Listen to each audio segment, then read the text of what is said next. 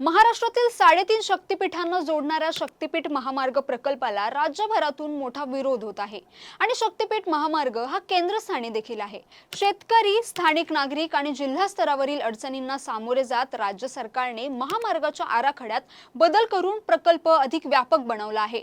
हा महामार्ग 13 जिल्ह्यांना जोडला जाणार असून प्रवासाचा वेळ वाचेल, आर्थिक व धार्मिक दृष्टीने फायदा होईल। एकूणच शक्तिपीठ महामार्गातील बदल, सरकारच्या उपाययोजना काय आणि सरकार पुढील आव्हानं काय जाणून घेऊयात या व्हिडिओच्या माध्यमातून। नमस्कार, मी जान्हवी जाधव, आपण पाहत आहात टाइम महाराष्ट्र।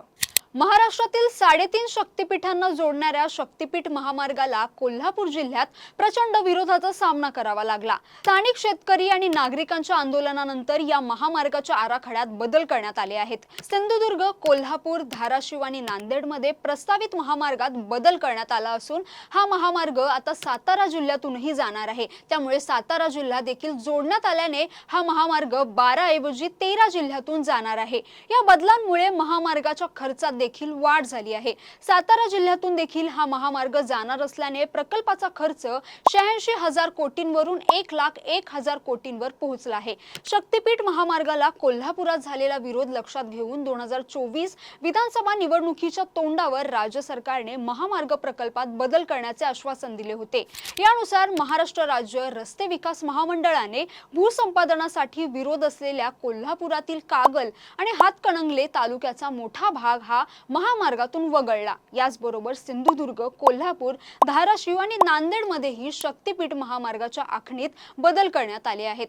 शक्तिपीठ महामार्ग आता 12 ऐवजी 13 जिल्ह्यातून जाणार आहे। या संदर्भातील प्रस्ताव सध्या राज्य सरकारच्या मान्यतेसाठी पाठवण्यात आला आहे।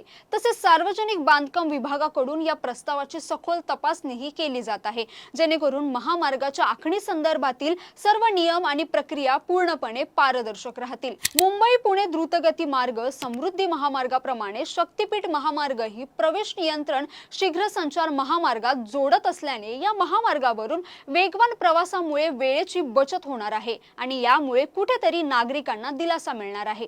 शक्तिपीठ महामार्गाला शेतकऱ्यांचा कडाडून विरोध होत आहे। शेतकऱ्यांच्या विरोधामुळे हा महामार्ग आता आधीच्या 350 गावांऐवजी आता 395 गावांमधून जाणार आहे, ज्यासाठी 850 हेक्टर जमिनीचे भूसंपादन करावे लागणार आहे। आधीच्या आराखड्यानुसार 802 किलोमीटरचा प्रस्तावित महामार्ग आता 856 किलोमीटरचा होईल। प्रकल्पाच्या भूसंपादनाचा सर्व खर्च राज्य सरकार उचलणार असून कर्ज घेणार आहे। शक्तिपीठ महामार्ग सध्या सरकारच्या अजेंड्यावर आहे आणि सगळ्यांच्या केंद्रस्थानी देखील आहे।